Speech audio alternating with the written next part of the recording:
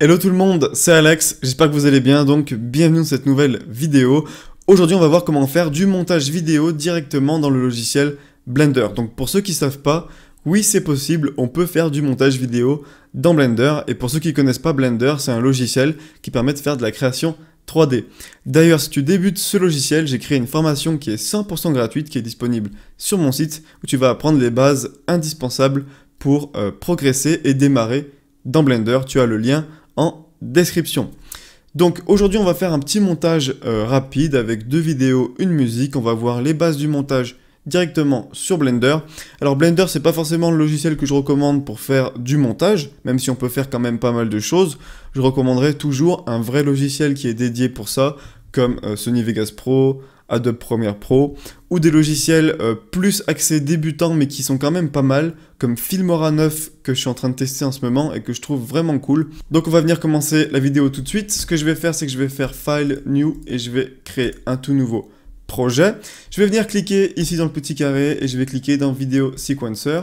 Ensuite je vais aller sur Sequencer, ici je vais mettre Sequencer/Preview pour avoir un aperçu de ma vidéo ici et ma timeline en bas avec toutes mes vidéos, mes images pourquoi pas et mes musiques. En haut à droite, on va cliquer sur ce petit carré, on va venir sur File Browser et ici on va retrouver toutes nos vidéos, nos musiques, nos dossiers en fait dans notre ordinateur pour pouvoir faire notre montage.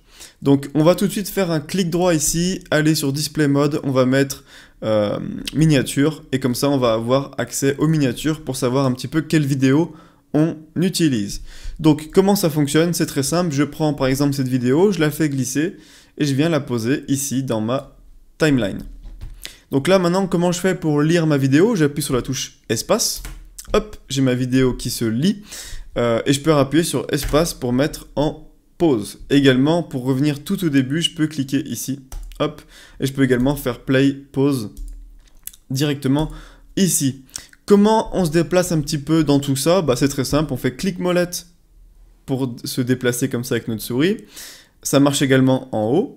Et je peux aussi faire molette pour zoomer, dézoomer. Et ça marche également en bas. Molette pour zoomer et dézoomer. Une chose qui est très importante, vous allez pouvoir aller ici. Et ici, vous allez pouvoir choisir la résolution de votre vidéo, de votre projet. Donc là, ici, on est en 1920 par 1080. Je vous conseille toujours de laisser à 100% le ratio ici.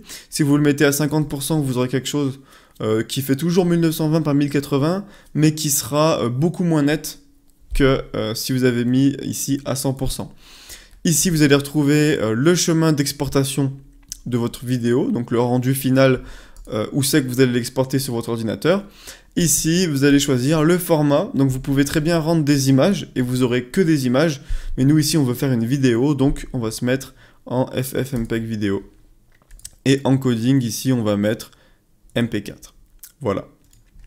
Donc là ce qu'on va faire, c'est qu'on va venir ajouter de la musique. Donc je vais prendre ma piste audio, hop, je vais venir la mettre ici.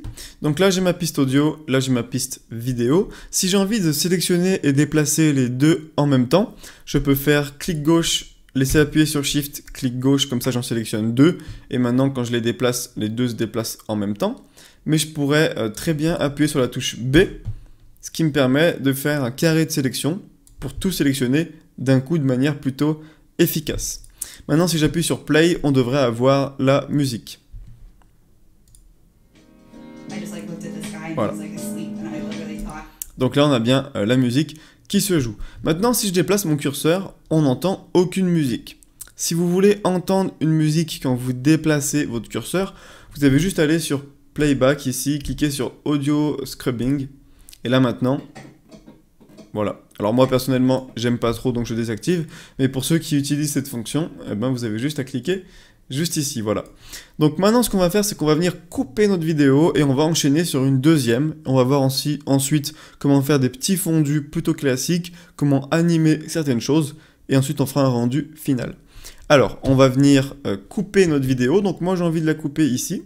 Donc je place mon curseur ici, je sélectionne ma vidéo, j'appuie sur la touche K. Et là, je me retrouve avec 2 vidéos. Je vais prendre celle-ci, je vais appuyer sur Supr pour la supprimer. Et ensuite, je vais prendre ma deuxième vidéo et je vais enchaîner directement dessus.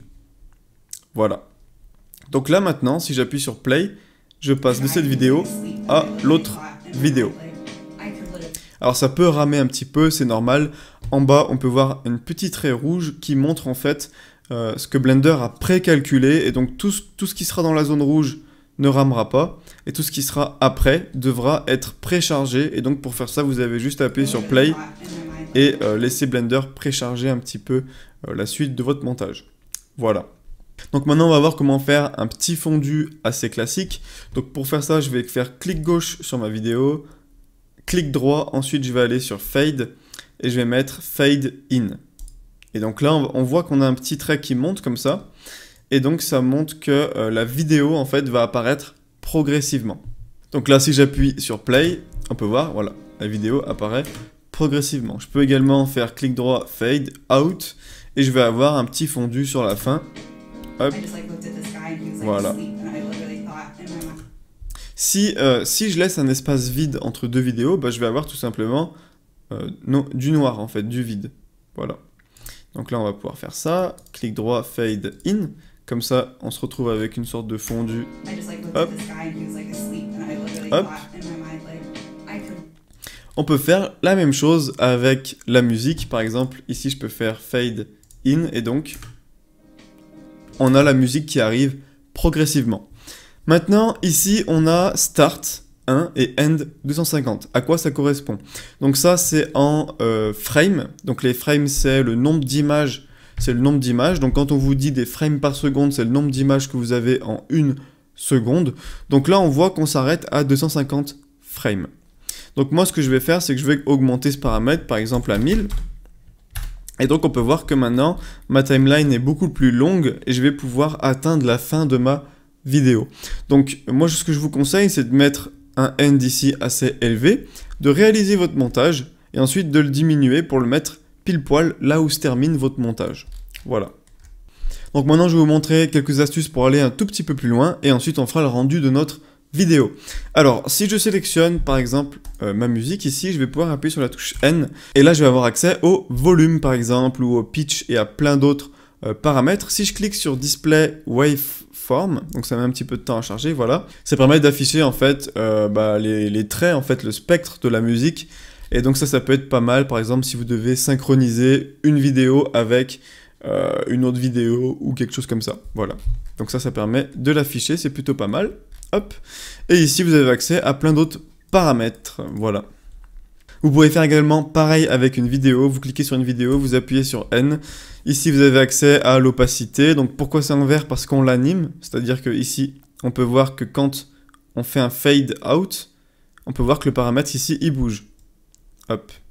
Voilà. Parce qu'il est animé. On peut également l'animer soi-même. On a également les paramètres comme mirror qui permettent de retourner, inverser une image. Et ensuite, on va avoir des paramètres comme offset ou crop qui permet un petit peu de redimensionner, d'enlever certaines choses. Je vous laisserai tester, voilà. Si jamais vous ajoutez une image, donc une image fixe, pas une vidéo, je vous conseille de cocher la case offset de cette image. Ça va vous permettre de garder la bonne taille de l'image et donc elle ne sera pas toute étirée. Voilà, ça c'était un petit conseil. Je ne vais pas vous faire l'exemple avec l'image, mais si jamais vous avez des soucis, n'oubliez pas de cocher la case offset. Donc maintenant, ce qu'on va faire, c'est qu'on va faire le rendu de tout ça. Il y a un petit paramètre très important à faire pour pouvoir exporter le son, sinon vous allez avoir une vidéo sans son.